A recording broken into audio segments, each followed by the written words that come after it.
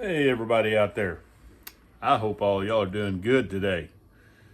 Doing all right myself. Thought I'd take a few minutes and talk to you about one of my most favorite post-spawn baits and techniques that really works just about anywhere all the time. This is an amazing technique that works everywhere, but I've found it ultra effective during the post-spawn. And we're coming into that right now. It's starting to be a lot of post-spawn bass. We're probably right in the middle of spawn here at home. And so I'm going to get you ready for what you're going to need over the next month or two. And it's a technique that came along quite a number of years ago. And really who put it into the marketplace, I guess, or the fishing world, was a guy by the name of Jim Akins. And they fished here in this, they were from Missouri, and they fished in this central area. And he pioneered a technique with a finesse jig, or what we call spider jigs now. This thing didn't exist before then, but just a little ball head, living rubber spider jig. Taking a 5/16 or 3/8, just a little ball head jig, and man, Lake of the O's, well, everywhere. It really didn't matter, but he really made it happen on Lake the Ozarks and Table Rock and Bull Shoals and Grand and all these lakes in my area. And then he took it to a lot of other lakes like Kentucky Lake, him and his son Troy, and just were dominating with this particular bait. That's all they used. And they would use it in every scenario. And while I was fishing Central Pro-Am, I hadn't really kind of came onto this technique very much. But man, my co-anglers, they all had one of these on, and they would absolutely kick your teeth in behind you in any kind of water. Didn't matter if we went to Lake Truman and you could see an inch down in the water, they'd take one of these little brown jigs and just whoop you with it bad. So real quickly, I realized I needed to get on this bandwagon, and so got me a mold, started making some, and then began to use an actual jig from Jewel Bait Company, who really marketed this bait extremely well in the early days, and they still make it today. And I used their jig most of the time back then. Nowadays I make my own, but it's just strictly a ball head jig with a fiber weed guard, little 3 or 4/0 round bend hook in it. And the way to rig this thing was really quite simple. You didn't want to have too heavy of a skirt, nice and sparse about like that. The two trailers, there was only one back in the day, now I have two, was a Zoom critter crawl, or Jewel makes a crawl that works great as well. It looks just about like this critter crawl. Used a lot of those. And nowadays, I use a Zoom speed crawl a lot. Seems to work really well if I'm needing a little more bulk on there. The speed crawl works great, but probably 75% of the time I just use a Zoom critter crawl. Losing my mind. Anyway, Zoom critter crawl. Now what you want to do with that thing, you want to take and trim off about 2 of the sections right there. So something about like that. Just clip that off of there. Now there's times you can clip these legs off if you want the bait to fall different, but most of the time I just leave it like that.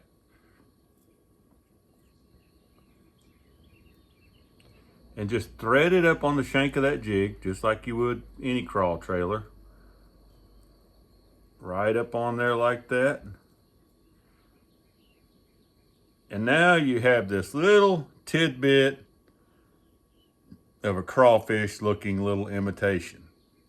And you do the same thing with the speed crawl. I normally will, clip it off about the first legs right there, something like that right there. So now you just have that body and the feet on there, just like that. I'll show you one of the jigs I use now most of the time in this scenario is a jig I make myself. You've seen this head before. I call it a rock head, but it's just kind of a little modified jig. Very similar to that. I like this jig a little better. It doesn't hang up as bad. And same thing, fine living rubber skirt on there. Same thing. You just, thread that little speed crawl up on there, or that critter crawl. Just like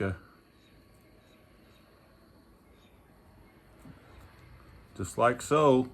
This makes a little small, it looks a lot bigger than it is in that camera there, but you're just making a little small profile jig. This bait, it skips extremely well, and man, just take off fishing. And it doesn't, you can fish this thing anywhere. But as we go into the pre-spawn, what you want to look for, like here where I live at, the water is relatively clear everywhere. And so many times you want to go down these banks and you're looking up there and you just don't see nothing. You don't see no fish. You'll see a rock or a log or, you know, a shadow or whatever. But you're really not seeing anything. You think, I don't see no fish, so there must not be no fish here. That's where you're wrong. What you do is you take this little bait and you just start pitching it to every shadow. You just see a rock setting in the water.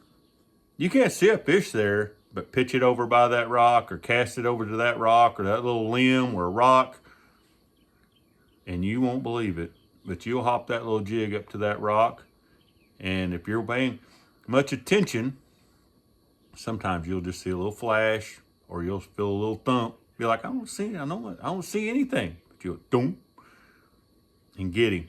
What they do is after they get through spawning, they're going to go to the first piece of anything they can find. So right adjacent to where they've spawned at, they're going to go to a rock that's, you know, it doesn't have to be very big, just a rock that big that's got an edge on it that they can sit beside.